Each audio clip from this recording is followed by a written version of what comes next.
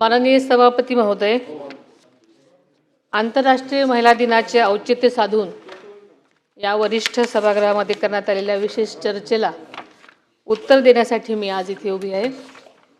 महिला दिनाच्या निमित्तानं या चर्चेच्या माध्यमातून एक चांगली संधी उपलब्ध करून दिल्याबद्दल मी माननीय सभापती महोदयांचे मनापासून आभार मानते। काल वरिष्ठ सभागृहामध्ये अनेक सन्माननीय सदस्यांनी सहभाग नोंदवला। त्यामध्ये श्रीमती मनीषाताई कायंदे, श्रीमती चित्राताई वाघ, श्री अभिजितजी वंजारी, श्री प्रवीणजी दरेकर, श्री अरुणजी लाड, श्रीमती उमाताई खापरे, तसेच श्री अमोलजी मिटकरी, श्री सचिनजी आहेर, श्रीमती नीलमताई गोरे यांनी या सन्माननीय सदस्यांनी आपापल्या भावना व्यक्त केल्या। त्यानिमित्ताने त्यांनी काही चांगल्याही सूचना मांडल्या। महिलांच्या महत्त्वाच्या प्रश्नांकडे सभागृहाचं लक्ष वेधलं, त्याबद्दल सर्व सदस्यांचं मी मनापासून आभार मानते। या सभागृहाला महिला सदस्यांसोबतच पुरुष सदस्यांनीही आपापल्या भावना व्यक्त केल्या, त्याबद्दल त्यांचेही मी विशेष आभार मानते। या निमित्तानं महिलांच्या सक्षमीकरणासंदर्भात सभागृहातील अनेक सन्माननीय सदस्यांनी अतिशय महत्त्वाचे आणि विधायक मुद्दे मांडले। त्यामुळे शासन या सर्व सूचनांचा सकारात्मक विचार करेल असं मी सभागृहाला सुरुवातीलाच आश्वस्त करते। सभापती महोदय, 8 मार्च हा दिवस जगभरात आंतरराष्ट्रीय महिला दिन म्हणून साजरा करण्यात आला। नारी शक्तीचा गौरव करणारा हा दिवस महाराष्ट्रासाठी विशेष प्रेरणादायी आहे। महाराष्ट्राची ही भूमी स्वराज्य जननी जिजाऊ माँसाहेब, क्रांतिज्योती सावित्रीबाई फुले, पुण्यश्लोक अहिल्यादेवी होळकर, महाराणी ताराबाई यांच्यासारख्या महान स्त्रियांच्या कार्याने पावन झालेली आहे आणि त्यांचीच प्रेरणा घेऊन आपण सर्वजण काम करत आहोत। आंतरराष्ट्रीय महिला दिनाचे औचित्य साधून मी अत्यंत महत्त्वाची शासनाची आज घोषणा आपल्यासमोर करते आहे। महिला दिनाच्या पार्श्वभूमीवर मुंबई महानगर क्षेत्रातील शासकीय महिला कर्मचाऱ्यांसाठी शासनाने एक महत्त्वपूर्ण निर्णय घेतलेला आहे। कम अर्ली गो अर्ली या संकल्पनेअंतर्गत मुंबई महानगर क्षेत्रातील महिला कर्मचाऱ्यांना सकाळी 9:15 ते 9:45 या दरम्यान कार्यालयात लवकर घेऊन जितकी मिनिटे आधी कामकाज करतील तितकीच मिनिटे संध्याकाळी कार्यालयातून लवकर निघण्याची म्हणजेच 30 मिनिटांची सवलत देण्यात येईल। या निर्णयामुळे गर्दीच्या वेळेत होणारी महिलांची गैरसोय नक्कीच कमी होण्यास मदत मिळणार आहे। माननीय सभापतीजी, काल सभागृहात झालेल्या चर्चेदरम्यान सन्माननीय सदस्य मनीषाताई कायंदे यांनी मांडलेले मुद्दे अत्यंत महत्त्वाचे आहेत। त्यात प्रामुख्याने फेस रिकग्निशन तंत्रज्ञानाचा वापराबाबत व मिसिंग महिला व मुलांचा शोध घेण्याबाबत मुद्दा उपस्थित केला गेला। सभापती महोदय, या अनुषंगानं मी सभागृहाला सांगू इच्छिते की हरवलेले मुलं मुली यांचा शोध घेण्याकरता एकूण 14 ऑपरेशन मुस्कान राबवण्यात आलेली असून त्या अंतर्गत 42,594 बालके शोधलेली आहेत। तसेच हरवलेल्या महिलांकरता राज्यात सर्व जिल्ह्यांमध्ये मिसिंग सेल कार्यरत आहेत। या अंतर्गत ऑपरेशन शोध 1 व 2 अशा विशेष मोहिमा राबवण्यात येऊन यामध्ये एकूण हरवलेल्या 5,066 महिला आणि 2,771 बालकांचा शोध घेण्यात आलेला आहे आणि इथून पुढेही आम्ही या मोहिमा प्रभावीपणे चालू याची शाश्वती आपल्याला देते। आणि सभापती महोदय, त्याचप्रमाणे छत्रपती शिवाजी महाराज टर्मिनस, चर्चगेट आणि बोरिवली स्टेशन या ठिकाणी रेल्वेमार्फत सायबर क्राईम रोखण्यासाठी ही यंत्रणा उभा केलेली आहे। त्याचप्रमाणे महिलांच्या प्रश्नाबाबत राज्य शासनाने 51 भरोसा सेल कार्यान्वित केले असून त्यामार्फत त्यांच्या समस्यांचे निराकरण केले जात आहे। सभापती महोदय, राज्य परिवहन महामंडळामार्फत बस स्थानकांवर CCTV प्रणालीही कार्यान्वित करण्यात आली असून त्याद्वारे पोलीस विभागास CCTV फुटेज उपलब्ध होणार आहे आधुनिक तंत्रज्ञानाचा प्रभावी वापर करून गुन्हेगारावर कारवाई करण्यात येत आहे.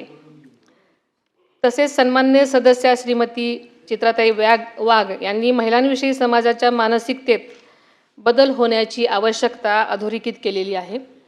शासनाने लाडकी बहीण, नमो महिला सक्षमीकरण, लेक लाडकी, अन्नपूर्णा, लखपती दीदी यासारख्या योजनांद्वारे महिलांचे आर्थिक सक्षमीकरण करण्यासाठी प्रयत्न सुरू ठेवलेले आहेत. तसेच मॅट्रिमोनी वेबसाईटवरील फसवणूक रोखण्यासाठीही आवश्यक कायदेशीर उपाययोजना करण्याचा शासनाचा प्रयत्न आहे. महिला व बालविकास विभागाच्या आधिपत्याखालील क्षेत्रीय कार्यालयांच्या सुधारित आकृतिबंधास उच्चस्तरीय समितीने मान्यता दिलेली आहे. सदर सर्व रिक्त पदे मंत्रिमंडळाच्या मान्यतेनंतर भरण्यात येतील. अध्यक्ष महोदय, सन्माननीय सदस्य श्री अभिजितजी वंजारी यांनी महिलांसाठी ठोस कृती आराखडा तयार करण्याची गरज मांडली. हरवलेल्या मुलींचा शोध घेण्यासाठी विशेष मोहिमा राबविणे, अंगणवाडी सेविका व मदतनीस यांच्या मानधनीचा प्रश्न, तसेच अंगणवाडी केंद्रामधील पायाभूत सुविधा सुधारण्याबाबत शासन सकारात्मकपणे विचार करेल. लाडकी बहीण योजनेच्या अधिक प्रभावी अंमलबजावणीसाठीही शासन कटिबद्ध आहे. अध्यक्ष महोदय, एकात्मिक बाल विकास सेवा योजना या केंद्र पुरस्कृत योजनेअंतर्गत अंगणवाडी सेविका व मदतनीस ही पदे मानधनी तत्वावर असून केंद्र व राज्य शिष्याचे प्रमाण 60-40 असून राज्य शासनाकडून अतिरिक्त मानधन देण्यात येते. तसेच कामाच्या आधारे त्यांना प्रोत्साहन भत्ताही देण्यात येतो. राज्यातील 17,254 अंगणवाडी केंद्रांना पिण्याच्या पाण्याची सुविधा उपलब्ध करून देण्यात आलेली आहे. सन्माननीय सदस्य श्री प्रवीणजी दरेकर यांनी महिलांच्या आर्थिक सक्षमीकरणासाठी विविध योजना आणि कर्ज सुविधांचा उल्लेख केला.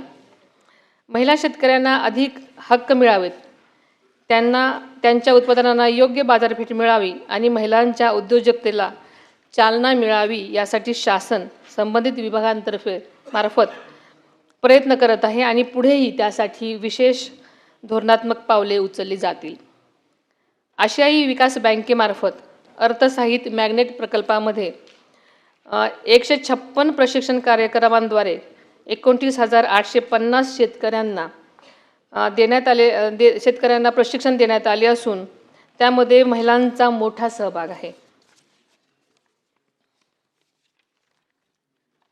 अध्यक्ष महोदय, त्याचप्रमाणे प्राधान्याने निर्यात विषयक प्रशिक्षण महिलांना दिले जाते. राज्यामध्ये मार्केटिंगची सुविधा उपलब्ध करून देण्याची उमेद मॉल, उमेद मार्ट आणि महालक्ष्मी सरस सारखे उपक्रम राबवण्यात येत आहेत. त्याचप्रमाणे बचत गटांची नोंदणी ॲमेझॉन, फ्लिपकार्ट इत्यादी ऑनलाईन प्लॅटफॉर्मवर उत्पादने विक्रीसाठी उपलब्ध करून दिली जात आहेत. सन्माननीय सदस्य श्री अरुणजी लाड यांनी महिलांच्या आरोग्य सेवा, शिक्षण आणि स्वच्छतेच्या सुविधांबाबत अत्यंत महत्त्वाचे मुद्दे मांडलेले आहेत. याबाबत मी सांगू इच्छिते की राज्य शासन सार्वजनिक आरोग्य विभाग व वैद्यकीय शिक्षण विभागातर्फे महिलांच्या आरोग्याच्या दृष्टीने प्रभावीपणे कारवाई करत आहे. महिलांच्या आर्थिक स्वावलंबनाच्या अनुषंगाने माझे शासन लाडकी बहीण, लखपती दीदी योजनांमार्फत कारवाई करत आहे. सभापती महोदय, सन्माननीय सदस्या श्रीमती उमाताई खापरे यांनी आंतरराष्ट्रीय महिला दिनाच्या निमित्तानं विविध क्षेत्रांमध्ये महिलांचे वाढते योगदान अधोरेखित केले. तसेच मुख्यमंत्री माझी लाडकी बहीण या योजनेमुळे महिलांचे आर्थिक सक्षमीकरण होत असल्याचे नमूद केले आणि ही एक आनंदाची बाब आहे. एकात्मिक बाल विकास या योजनेमध्ये राज्यामध्ये पूरक पोषण आहार कार्यक्रमाच्या अंतर्गत बालके, गरोदर महिला, स्तनदा माता, कुपोषित बालके इत्यादींसाठी पोषक आहारांचा समावेश करण्यात आलेला आहे. महिलांच्या पोषण आहाराच्या गुणवत्तेत सुधारणा करण्याची गरजही त्यांनी मांडली. त्याबाबत शासन योग्य ती पावले उचलत आहे. सन्माननीय श्री अमोलजी मिटकरी यांनी महिला आयोग मजबूत करण्यासाठी रिक्त पदे भरणे, महिलांवरील अत्याचारावर कठोर कारवाई करणे, महिला बचत गटांना बाजारपेठ उपलब्ध करून देणे आणि महिलांच्या आरोग्य शिक्षणाच्या सुविधा वाढवण्याबाबत महत्त्वपूर्ण सूचना केलेल्या आहेत. याबाबत सविस्तर माहिती मी यापूर्वीच सभागृहाला दिली आहे. तसेच एकात्मिक बालविकास योजनेमार्फत 1,10,664 अंगणवाडी केंद्राच्या माध्यमातून राज्यात गरोदर महिला, स्तनदा माता यांना पोषक आहार पुरवण्यात येत आहे. सभापती महोदय, सन्माननीय सदस्य श्री सचिनजी आहिर यांनी महिलांसाठी केंद्र आणि राज्य शासनाच्या विविध योजनांची प्रभावी अंमलबजावणी तळागाळापर्यंत पोहोचण्याची गरज अधोरेखित केलेली होती. महिलांवरील अत्याचार रोखण्यासाठी फास्ट ट्रॅक न्यायालय आणि सुरक्षा व्यवस्था अधिक सक्षम करण्याच्या सूचना केलेल्या आहेत.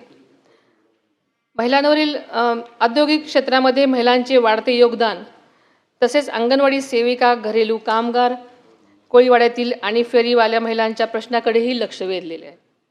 याबाबत मी सभागृहाला सांगू इच्छिते की माझे शासन महिला, आर्थिक विकास महामंडळ, उमेद इत्यादींच्या माध्यमातून महिलांचे सक्षमीकरण करण्याची कारवाई करत आहे. तसेच घरेलू महिला कामगारांच्या बाबत शासन आग्रही आहे.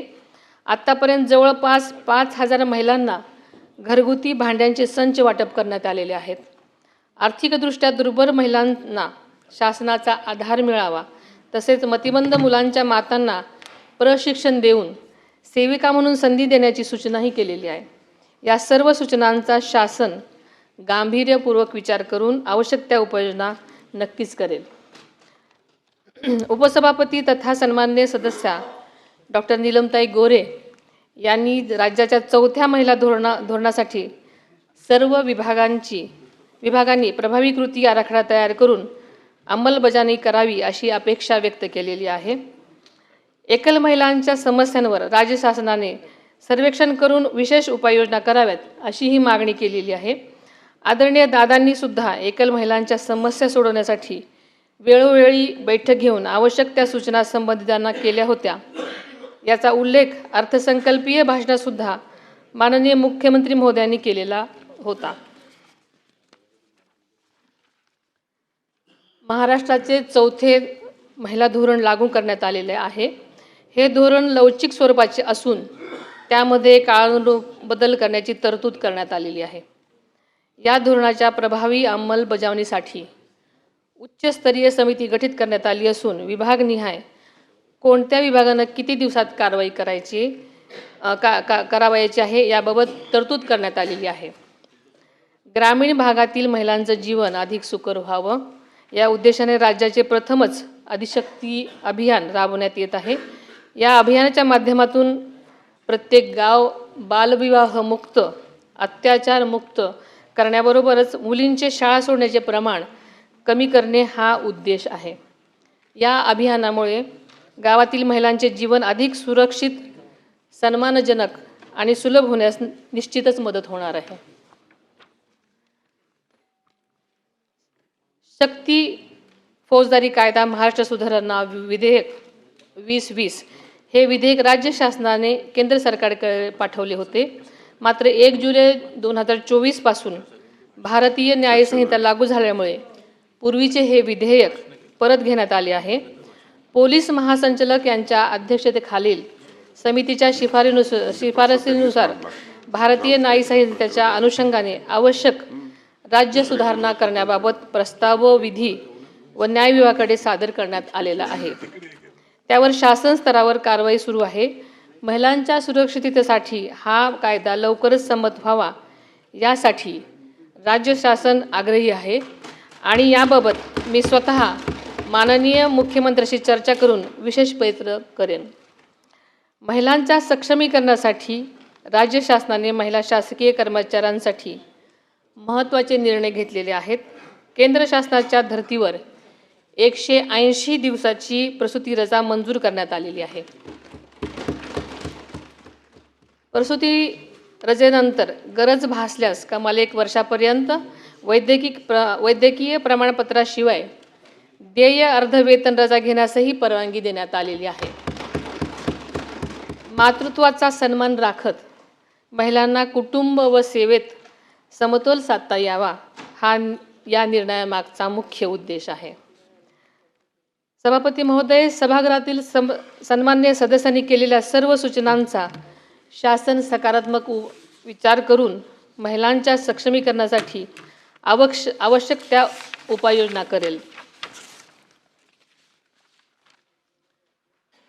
आरोग्य, कायदा, बचत गट, सहकारी संस्था, असंघटित महिला कामगार, महिला ऊसतोड कामगार तसेच अत्याचारग्रस्त महिलांसाठी विविध कार्यक्रम राबवण्याची गरज शासनाने ओळखलेली आहे. त्यासाठी आवश्यक आर्थिक तरतुदही करण्यात आलेली आहे. महिला बचत गट आणि सहकारी संस्थांचे बळकटीकरण, कौशल्य आणि उद्योजकता विकास, महिला शेतकरी आणि शेतमजूर महिलांसाठी विशेष उपाययोजना, किशोरवयीन मुलींचे आरोग्य व पोषण, डिजिटल साक्षरता, स्थानिक स्वराज्य संस्थांमधील महिला प्रतिनिधीचे क्षमतावर्धन तसेच महिलांच्या सुरक्षिततेसाठी प्रभावी कायदे आणि त्याची काटेकोर अंमलबजावणी यावर शासनाचा विशेष भर आहे. कौटुंबिक हिंसाचारग्रस्त महिलांचे पुनर्वसन, आशा आणि अंगणवाडी सेविका, आत्महत्याग्रस्त कुटुंबातील महिला आणि विविध क्षेत्रातील महिला कामगारांचे सक्षमीकरण करत महिलांच्या सर्वसमावेशक विकासासाठी महाराष्ट्र शासन कटिबद्ध आहे. सभापती महोदय, महिलांचं सक्षमीकरण म्हणजे केवळ सक्षमीकरण नाही, तर त्यांचं सामाजिक, सांस्कृतिक, मानसिक सक्षमीकरण झालं पाहिजे. त्यांचा मानसिक आधार, बळ दिलं गेलं पाहिजे याची जाणीव सरकारला आहे. त्या दृष्टीने सरकार काम करत आहे. महाराष्ट्राचे पहिले मुख्यमंत्री स्वर्गीय यशवंतराव चव्हाण साहेबांनी अत्यंत समर्पक शब्दामध्ये म्हटलं आहे की जेव्हा स्त्रीमध्ये बदल होत जातो तेव्हा समाजातही बदल होणे अटळ आहे. समाज बदलाची प्रतिक्रिया ही स्त्रीच्या बदलात प्रतिबिंबित होत असते. त्यामुळे स्त्री ही समाज बदलाची इंडेक्स असते. आदरणीय चव्हाण साहेबांच्या विचारामध्ये समाज परिवर्तनाचं अत्यंत गहन तत्त्व दडलेलं आहे. यंदाचे वर्ष आंतरराष्ट्रीय महिला शेतकरी वर्ष म्हणून साजरं केलं जात आहे. शेती आणि ग्रामीण अर्थव्यवस्थेमध्ये महिलांचे योगदान पूर्वीपासूनच अत्यंत मोलाचं आणि महत्त्वाचं आहे. शेतीतील मेहनत, कुटुंबाची जबाबदारी आणि समाजातील भूमिका या तिन्ही स्तरावर महिला उत्कृष्टपूर्वक काम करत असतात. 4 दिवसापूर्वीच राज्याचा अर्थसंकल्प माननीय मुख्यमंत्री महोदयांनी विधानसभेमध्ये सादर केला. त्या अर्थसंकल्पामध्ये महिलांच्या सर्वांगीण विकासासाठी आणि सक्षमीकरणासाठी मोठ्या प्रमाणात तरतुदी करण्यात आल्या आहेत. त्याबद्दल मी मनापासून त्यांचे आभार मानते. राज्याचे दिवंगत उपमुख्यमंत्री आदरणीय अजितदादा पवार यांनी सुद्धा महिलांच्या उन्नतीसाठी सातत्यानं काम केलं. संकल्प सादर करण्यासाठी त्यांची जोरदार सभापती महोदय, शेवटी आंतरराष्ट्रीय महिला दिनाच्या निमित्तानं राज्यातील सर्व माता भगिनींसह त्यांच्या पाठीशी ठाम उभ्या राहणाऱ्या प्रत्येकाला मनापासून मी शुभेच्छा देते. महिलांच्या सक्षमीकरणासाठी महायुती सरकार कटिबद्ध असल्याची ग्वाही देते. माननीय सभापती महोदय, आपल्या ग्रामीण मातीतून आलेल्या कवयित्री बहिणाबाई चौधरी यांनी स्त्रीच्या कष्ट, धैर्य आणि जिद्दीच्या अत्यंत साध्या पण प्रभावी शब्दात वर्णन केले आहे. त्या म्हणतात, अरे संसार संसार जसा तवा चुल्यावर, आधी हाताला चटके तेव्हा मिळते भाकर.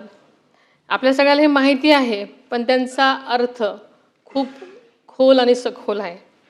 या ओळीमध्ये स्त्रीच्या सहनशीलतेची, कष्टाची, सृजनशक्तीची ताकद दडलेली आहे. आजची स्त्री अशा जिद्दीने संकटांना सामोरी जात स्वतःचा, कुटुंबाचा आणि समाजाचा विकास घडवत आहे.